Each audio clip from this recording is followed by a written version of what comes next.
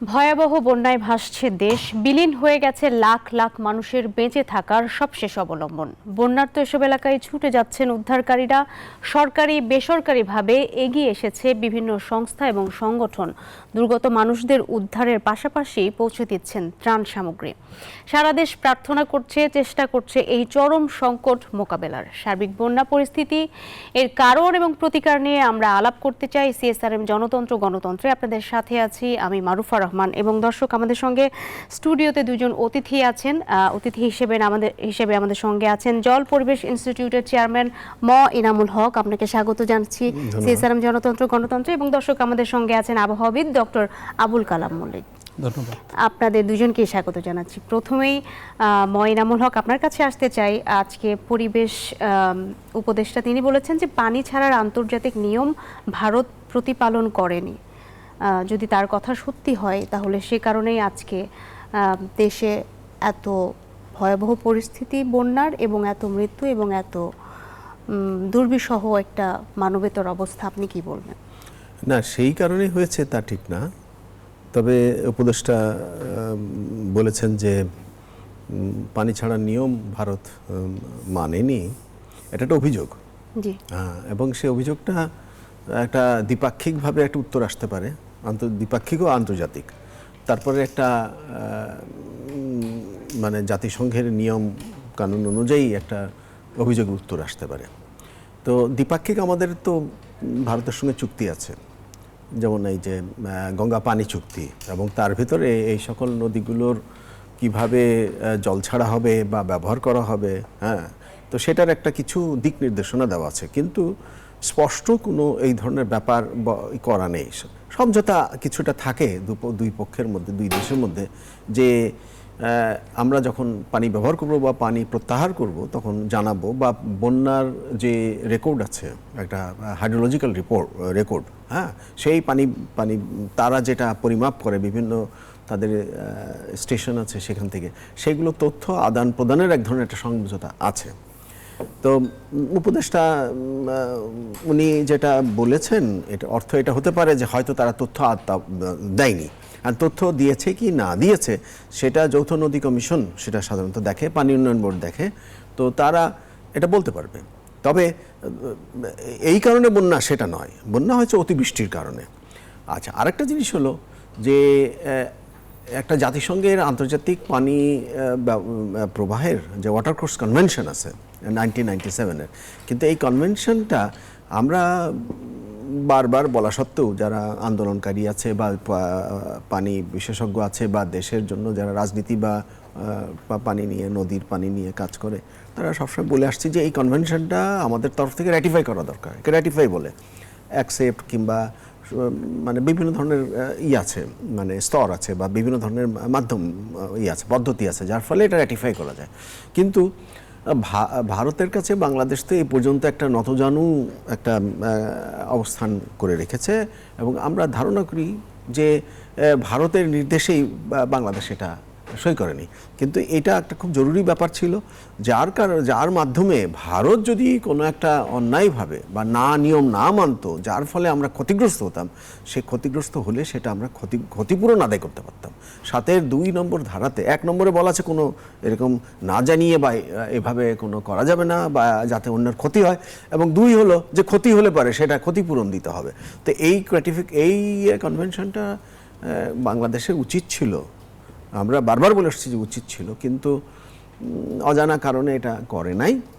আমি বলবো যে আমাদের উপদেষ্টা এর আগেও বলেছেন যে আমরা জাতিসংঘে যাব, তা আমি বলবো যে জাতিসংঘে যাওয়ার সে আজ যাব কি কাল যাব সেটার কথা না, কিন্তু আজকেই এই সরকার যেন এই কনভেনশনটা র্যাটিফাই করলে পারে আমরা একটা শক্ত অবস্থানে যেতে পারবো, গেলে পারে আমরা এই সকল নদীর পানি, আন্তর্জাতিক নদী যেগুলো যৌথ নদী বা আন্তর্জাতিক নদী, এগুলোর ব্যবহার বা অপব্যবহার এর ব্যাপারে আমরা খুব শক্ত অবস্থান নিতে পারবো। একটি বিষয় নিয়ে এই ইস্যুতে খুব জোরালো ভাবে অনেকেই বলছেন, রাজনীতিবিদ সহ যারা পরিবেশ সচেতন, যে ভারত ফারাক্কা সহ অভিন্ন 54টি নদীতে বাঁধ দিয়ে বাংলাদেশের বিশাল একটা এলাকার পানিকে নিয়ন্ত্রণ করছে। যখন শুকনা মৌসুম তখন তারা পানি আটকিয়ে রাখে, বর্ষার মৌসুমে তারা আবার পানি ছেড়ে দেয়, এরকম অনেকেই বলছে। আপনি একজন বিশেষজ্ঞ, আপনি না, এটা তো স্পষ্টতই দুটো নদীতে করছে, একটা তিস্তা এবং ফারাক্কা, যেটাতে গঙ্গা নদীতে। এবং তাদের যে গঙ্গা নদীতে যে চুক্তি, যে চুক্তির মাধ্যমে, এটা খুবই একটা অবনত রাষ্ট্রের চুক্তি। আমরা আমাদের মোটেও আমাদের জন্য পক্ষে নয়, সেটা ভারতের নিয়ন্ত্রণ, এটা স্পষ্টতই চুক্তিতেই নিয়ন্ত্রণ আছে। আর তিস্তা যেটা আছে সেটা তো কোনো চুক্তিও নাই, ভারত নিয়ন্ত্রণ করছে, দেব না জল, দেব না জল নেই ইত্যাদি। তো এখন এগুলো তো ঐতিহাসিকভাবে দেখা যাচ্ছে যে সেখানে জল ছিল, এবং এটা আমাদের ঐতিহাসিক অধিকার। একটা কেবলমাত্র ভাটির দেশের মানুষের কেবলমাত্র নদী যে আমার পাশ দিয়ে যেত আমি পেতাম, এখন পাই না, বা কিংবা আগে যা নাতিপুতি সহ ঝাঁপ দিয়ে সাঁতার কাটতে পারতাম, এখন দূষণে পরিপূর্ণ, এরকম তো হয় না। আমাদের বাংলাদেশের ভেতরের নদীগুলো তো দূষণে পরিপূর্ণ, এটাও হয় না। এটা হলো একটা ঐতিহাসিক অধিকার, হলো যে আমি ঝাঁপ দিয়ে, আমি যখন নানার সঙ্গে আমি ঝাঁপ দিয়ে গোসল করেছি, আমি আমার নাতিপুতি নিয়ে সেই ঝাঁপ দিয়ে গোসল করা, এটার ঐতিহাসিক অধিকার। তো নদীগুলোর ব্যবস্থাপনা, এটা বাইরে বা ভেতরে, এটা দেখা যাচ্ছে যে যত্রতত্র যাচ্ছে তাইভাবে ব্যবহার হচ্ছে। বাইরে ভারত তার প্রবাহে কন্ট্রোল করছে, নিয়ন্ত্রণ করছে, আর দেশের ভিতরে যত দুর্বৃত্তরা, যারা ভূমিদস্যুরা বা শিল্পদস্যুরা, তারা এগুলোকে নষ্ট করছে। বুড়িগঙ্গার পানি কালো কেন হবে না? এটাতে অনেক কিছু কথা এসে যায়। আপনার কাছে আবারও আসবো, বিশেষ করে যেই কারণগুলো বা প্রতিকারগুলো, সেই বিষয়ে আপনার কাছে নিশ্চয়ই আমরা আবারও আসবো। আমরা একটু আবহাওয়া নিয়ে শুনে আসতে চাই ডক্টর আবুল কালাম মল্লিক আপনার কাছে। শনি এবং রোববার বৃষ্টি কমবে, আমরা এরকম শুনতে পাচ্ছি, গণমাধ্যমে আমরা দেখেছি, এবং বন্যা পরিস্থিতির উন্নতি হবে, মানে এখন যে পরিস্থিতি সেখান থেকে বন্যা পরিস্থিতির উন্নতি হওয়ার আবহাওয়ায় কোনো নতুন বার্তা আছে কিনা? হ্যাঁ, আপনাকে ধন্যবাদ। আপনারা জানেন যে গত 16ই আগস্ট থেকে গতকাল পর্যন্ত বিশেষ করে হবিগঞ্জ, ব্রাহ্মণবাড়িয়া, ফেনী, নোয়াখালী, কুমিল্লা, চট্টগ্রাম, রাঙামাটি এবং কক্সবাজার, এইসব এলাকায় কিন্তু ব্যাপক বৃষ্টিপাত হয়েছে স্থানীয়ভাবে বাংলাদেশের অভ্যন্তরে। এবং শুধু বাংলাদেশের ভিতরে স্থানীয়ভাবে যে বৃষ্টিপাত সংঘটিত হয়েছে তা নয়, আমাদের উজানে বিশেষ করে আসাম, মেঘালয়, ত্রিপুরা, এইসব এলাকায় ব্যাপক বৃষ্টিপাত হয়েছে। সুতরাং এই যে বৃষ্টিপাত, এই বৃষ্টিপাতের কতগুলো কারণ থাকে। যেমন আমাদের বর্ষাকাল আমরা বলি জুন, জুলাই, আগস্ট এবং সেপ্টেম্বর মাসকে। জুলাই মাস সবচেয়ে বৃষ্টিপ্রবণ মাস এবং আগস্ট মাস দ্বিতীয় বৃহত্তম মাস বাংলাদেশে। এই আগস্ট মাসে কিন্তু ব্যাপক বৃষ্টিপাত সংঘটিত হয়। তো গত 16ই আগস্ট থেকে 20শে আগস্ট পর্যন্ত একদম বঙ্গোপসাগর থেকে জলীয়বাষ্প সমৃদ্ধ বাতাস কিন্তু ক্রমাগতভাবে, এই যে জেলাগুলোর নাম বললাম, সেখানে ক্রমাগতভাবে অব্যাহত ছিল। এবং এই জলীয়বাষ্প সমৃদ্ধ বাতাসের বৈশিষ্ট্যই হলো যে তার ঊর্ধ্বগমন ঘটে। এবং আপনারা জানেন যে এইসব এলাকা মোটামুটি পাহাড়ি এলাকা, এই পাহাড়ি এলাকার সম্মুখ ভাগে বাধাপ্রাপ্ত হয়ে এই জলীয়বাষ্প সমৃদ্ধ বাতাসের ঊর্ধ্বগমন ঘটে এবং শৈলক্ষেপ বৃষ্টিপাত ঘটায়, বা ইংরেজিতে আমরা একে অরোগ্রাফিক রেইনফল বলে থাকি। সেই কারণে ভারতের মেঘালয়, আসাম, ত্রিপুরা, নাগাল্যান্ড এবং মিজোরাম, এইসব অঞ্চলে কিন্তু এই শৈলক্ষেপ বৃষ্টিপাতের কারণে এই আগস্ট মাসে ব্যাপক বৃষ্টিপাত ঘটে। যখন কোনো লঘুচাপ বা সুস্পষ্ট লঘুচাপ, সেটা উত্তর বঙ্গোপসাগরে থাকুক অথবা আমাদের বাংলাদেশের অভ্যন্তর ভাগে থাকুক, সেটি যদি তৈরি হয় তাহলে এই জলীয়বাষ্প সমৃদ্ধ বাতাসের যোগান বৃদ্ধি পায়। এবং আপনি জানেন যে এই বৃষ্টিপাত সংঘটিত হতে থাকে। বৃষ্টি একেবারে বন্ধ হবে বা কমবে কবে থেকে, এবং পানি নামা শুরু হতে পারে কবে থেকে? হ্যাঁ, আপনাকে ধন্যবাদ। সেদিকেই আমি যাচ্ছিলাম আসলে, যে এই যে ক্রমাগত বৃষ্টিপাত, অতি ভারী বৃষ্টিপাত, সেই বৃষ্টিপাত কিন্তু গতকাল বিকেল থেকেই কমতে শুরু করেছে। বিশেষ করে আমাদের স্থানীয়ভাবেও আজকে শুধু ফেনী এবং চট্টগ্রামের খাগড়াছড়ি জেলার থানচি, দিঘিনালা, এইসব এলাকায় একটু সামান্য বৃষ্টিপাত হয়েছে। অন্যত্র বৃষ্টিপাত একেবারেই কমে গেছে। এবং আমরা কিন্তু গতকাল আমাদের পূর্বাভাসে বলেছিলাম যে আজকে থেকে বৃষ্টিপাতের পরিমাণ অনেকটাই কমে যাবে। এবং বন্যা পূর্বাভাস ও সতর্কীকরণ কেন্দ্র অলরেডি বলেছে যে পানির যে সমতলের উচ্চতা তাও কমতে শুরু করেছে। তো আমাদের পূর্বাভাস ব্যবস্থা এবং পানি উন্নয়ন বোর্ডের ফ্লাড ফোরকাস্টিং সেন্টারের যে পূর্বাভাস ব্যবস্থা, তার মধ্যে আমরা কিন্তু পারস্পরিক যোগাযোগের ভিত্তিতে এই ধরনের যখন দুর্যোগ নেমে আসে আমরা কাজ করে থাকি। আমরা দেখেছি যে এই বৃষ্টিপাতের পরিমাণ আগামীকালও কম থাকবে, কিন্তু 25 তারিখ থেকে 26 আগস্ট পর্যন্ত বিশেষ করে খুলনা, বরিশাল এবং হাতিয়া, সন্দ্বীপ, মহেশখালী এই বেল্টে বৃষ্টিপাতের পরিমাণ একটু বৃদ্ধি পেতে পারে। তবে আমরা আশা করছি যে এই যে বিদ্যমান যে দিনগুলো, অর্থাৎ 25 তারিখে যে বৃষ্টিপাত সংঘটিত হবে তা এই চলমান বন্যা পরিস্থিতির যে তেমন একটা অবনমন ঘটাতে পারবে তা আমরা আশা করছি না। আমরা আশা করি যে 26 তারিখের পর থেকে ক্রমান্বয়ে বাংলাদেশের অভ্যন্তরের বৃষ্টিপাতও কমে যাবে এবং উজানের বৃষ্টিপাতও কমার যথেষ্ট সম্ভাবনা তৈরি হয়েছে। সেই কারণে আমরা মনে করি যে বিদ্যমান বন্যা পরিস্থিতির ক্রমাগতভাবে উন্নয়ন সংগঠিত হবে। তো আমরা আজকে খবরে দেখেছি যে প্লাবিত হচ্ছে নতুন নতুন এলাকা, নতুন নতুন এলাকার আগে ছিল 6টি জেলা, সেখান থেকে এখন 11টি জেলায়। আপনাকে ধন্যবাদ। যে দেখুন, যখন এইরকম স্থানীয়ভাবে বৃষ্টিপাত সংঘটিত হয়, আপনারা জানেন 19 আগস্ট ছিল কিন্তু পূর্ণিমা। তো সুতরাং পূর্ণিমার প্রভাব, মৌসুমী বায়ুর সক্রিয়তা এবং লঘুচাপের প্রভাবে এই জায়গাগুলো এবং এই জেলাগুলো কিন্তু হাইয়েস্ট জলীয়বাষ্পের যোগান সমৃদ্ধ এলাকায় পরিণত হয়ে বৃষ্টিপাত সংঘটিত হয়েছে।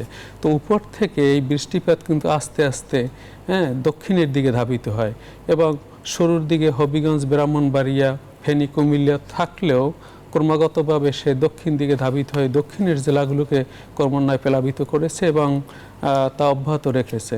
তবে যেহেতু পানির সমতলের উচ্চতা ক্রমান্বয়ে কমে যাচ্ছে, এই নতুন করে প্লাবিত হলেও কিছু এই যে ব্যাপক বৃষ্টিপাত, তার ফলে কিন্তু ব্যাপক এরিয়ায় পানি ঢুকে যাওয়ার কারণে আমরা মনে করি যে কিছুদিন তা স্থিতিশীল থাকে সাধারণত এবং ক্রমান্বয়ে এই পানি নামতে শুরু করতে করতে আমরা মনে করি 26 তারিখের পর থেকে এই চলমান বন্যা পরিস্থিতি এবং অস্থায়ী জলবদ্ধতার ব্যাপক উন্নয়ন সাধিত হবে। জি, আপনাকে ধন্যবাদ।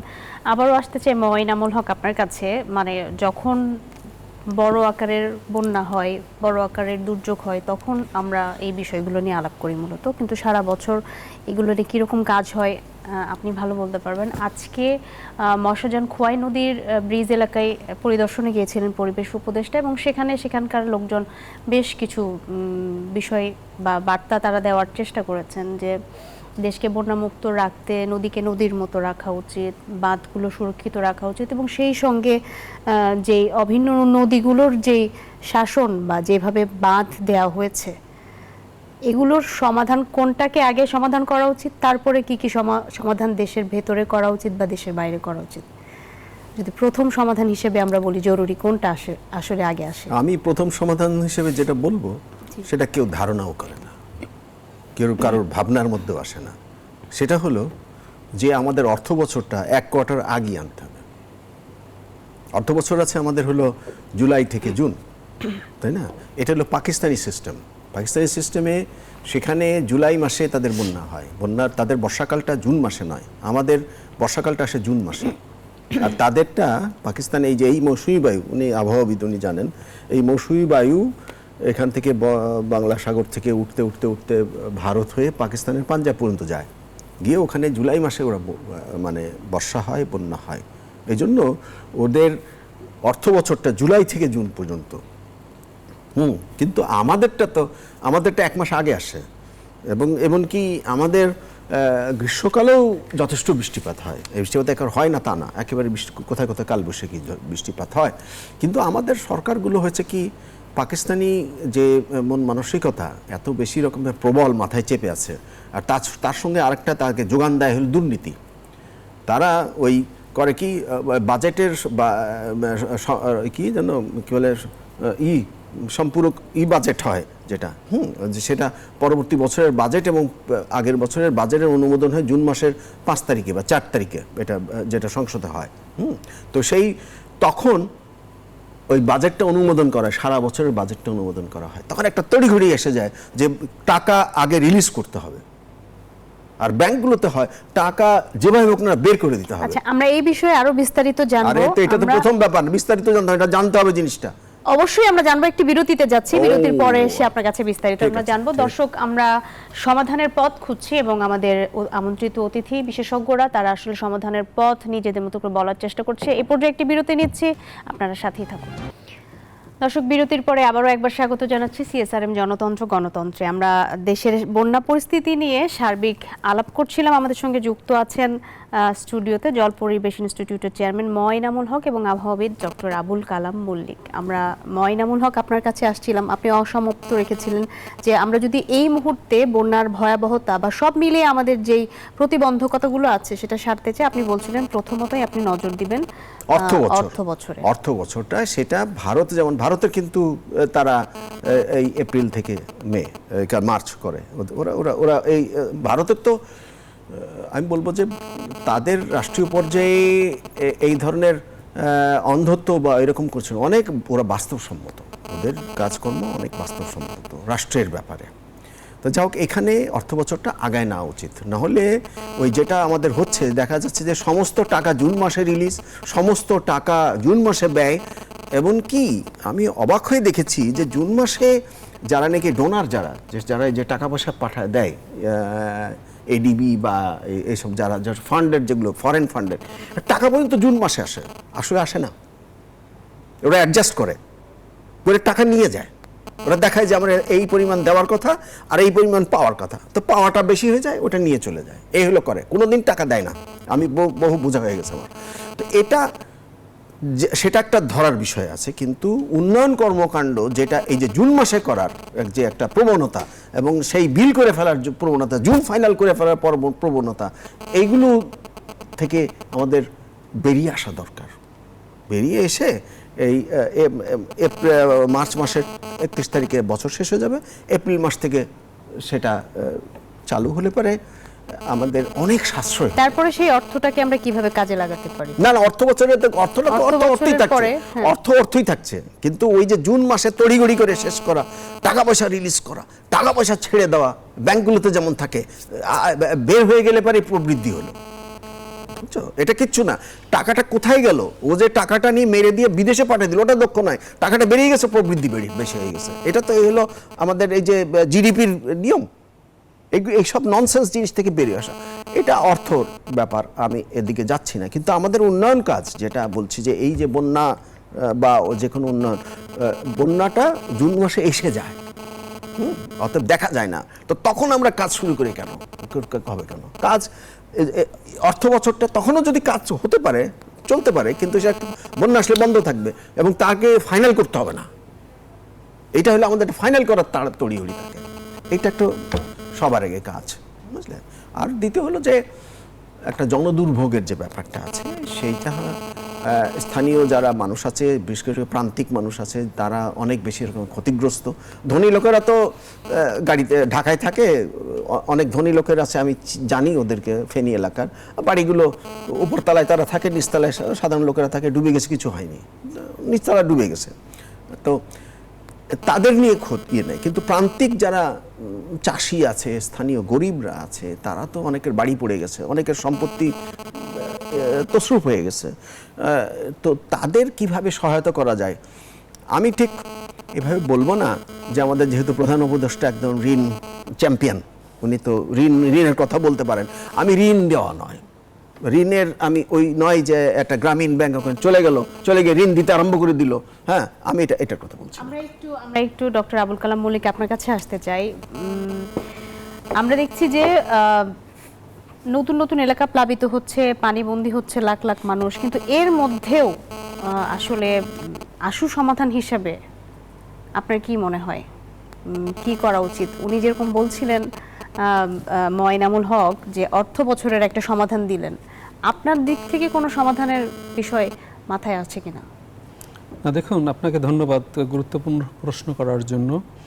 তা আমি মনে করি যে যেহেতু আমরা ফোরকাস্ট জেনারেটিং এজেন্সি, তো আমি মনে করি যে এই যে বন্যা পূর্বাভাস কেন্দ্র এবং আমরা যে ভারী বৃষ্টিপাতের বাংলাদেশ আবহাওয়া অধিদপ্তর পূর্বাভাস দিয়ে থাকি, সেগুলো সঠিকভাবে প্রান্তিক পর্যায়ে পৌঁছায় কিনা সেটা একটু গুরুত্বপূর্ণ। আমরা মনে করি যে আসলে দেখুন যে এই যে পূর্বাভাস পদ্ধতির ব্যাপক উন্নয়ন প্রয়োজন। এবং আপনারা ইতিমধ্যে জেনেছেন, আমি দেখতে পাচ্ছি না, আপনারা জেনেছেন যে দীর্ঘ দিন ধরে যে এই বৃষ্টিপাত যদি অব্যাহত থাকে তাহলে আমাদের দক্ষিণ পূর্বাঞ্চল এবং উত্তরাঞ্চলে কিন্তু এই বৃষ্টিপাত সংঘটিত হয়ে থাকে সাধারণত।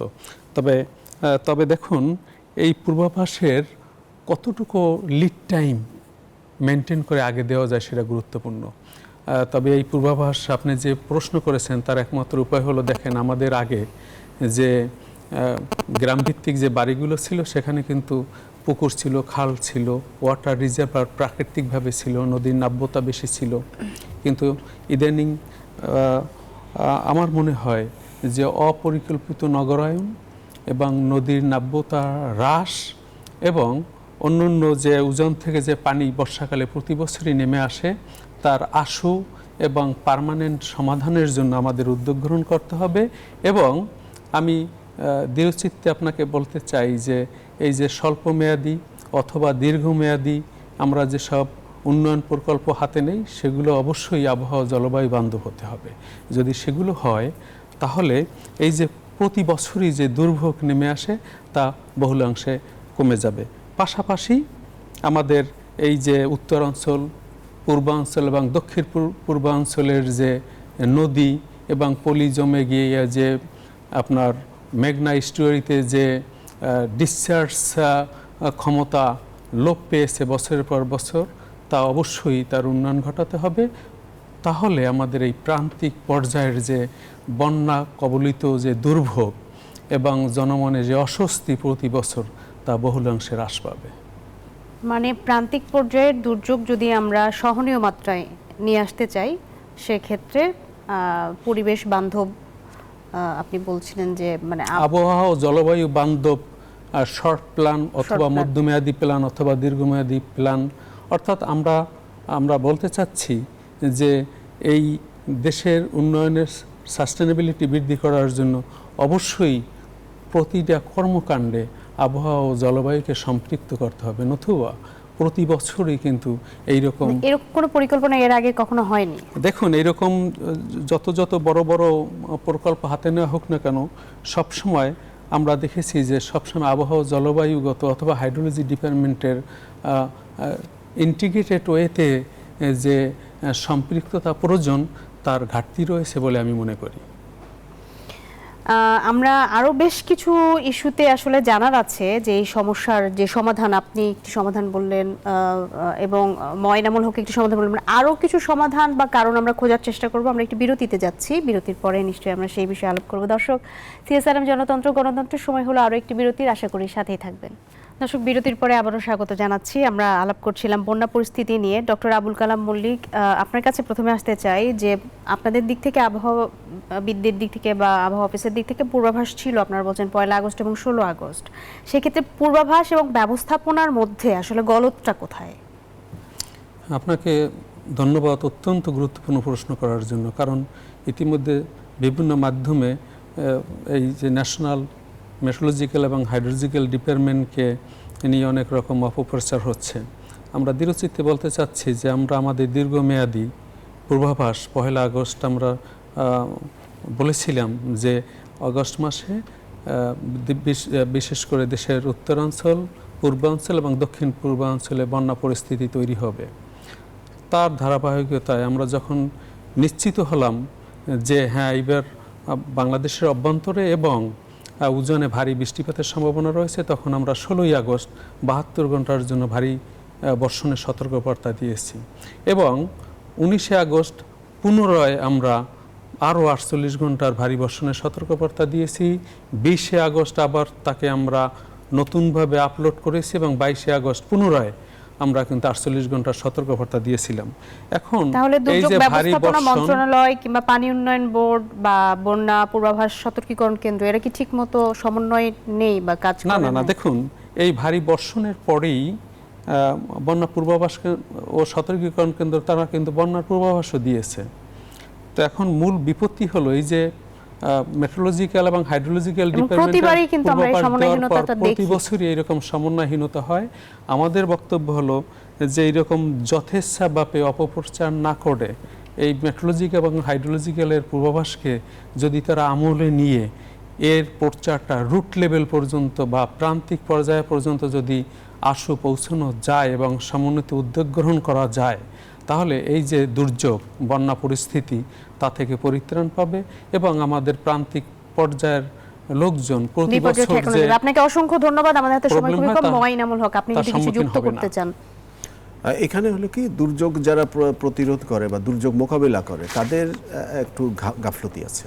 যেমন প্রথমেই যেটা দরকার হলো যারা বন্যার উপদ্রুত তাদেরকে একটা নিরাপদ জায়গায় নিয়ে আসা। সেই নিরাপদ জায়গায় নিয়ে আসার জন্য ঢাকা থেকে কেন স্পিড বোট পাঠাতে হবে? ঢাকা থেকে স্পিড বোট ট্রাকে করে নিয়ে তারা ওখানে নিয়ে গেছে কেন? এই দুর্যোগ প্রতিরোধ তারা কি কয়টা নৌকা তাদের কাছে থাকতে পারতো না? ওই এক একটা এলাকায় তার প্রত্যেকের কমিটি আছে, জেলা কমিটি আছে, উপজেলা কমিটি আছে, সেখানে 4-5টা নৌকা তাদের এই দুর্যোগ যারা রেস্কিউর জন্য করতে কয় টাকা খরচ হতো? দুর্নীতি করা সম্ভব নয় বলে নাকি নৌকার দাম এখানে 5 লাখ টাকার 5 কোটি টাকা দিয়ে কেনা যাবে না বলে এসব করে না? আমার কাছে এটাই মনে হয়। ঢাকা থেকে তারা স্পিড বোট নিয়ে গেছে, নিয়ে গিয়ে খুব প্রচার করছে যে আমরা এখান থেকে মানুষকে রেস্কিউ করব। ননসেন্স। তাদের ব্যবস্থাপনায় বলে যে না আমরা একটা বিখ্যাত সবচেয়ে বড় দুর্যোগ প্রতিরোধ হিসাবে আমাদের একটা নাম করা হয়ে গেছে। এগুলো ফলস। এগুলো হলো এই যেমন বিগত সরকারের গণতন্ত্রের মানুষকন্যা, এটা ফলস ছিল, এটাও একটা ফলস। জি, আমরা অনুষ্ঠানের একেবারে শেষ পর্যায়ে আপনাদের দুজনকে অসংখ্য ধন্যবাদ আমাদের সঙ্গে যুক্ত হওয়ার জন্য। দর্শক, আপনাকে ধন্যবাদ। জি, অসংখ্য ধন্যবাদ। দর্শক, আমরা আলাপ করছিলাম বন্যার সার্বিক পরিস্থিতি নিয়ে এবং আমরা যেটি বুঝলাম যে পূর্বাভাস এবং ব্যবস্থাপনার মধ্যে চিরাচরিত একটি গলদ আছে, সেটি দূর করলে এই সমস্যার সমাধানের দিকে আমরা এগোতে পারবো। মোটামুটি এই ছিল আজকে CSRM জনতন্ত্র গণতন্ত্রে। আপনাদের সাথে থাকার জন্য অসংখ্য ধন্যবাদ।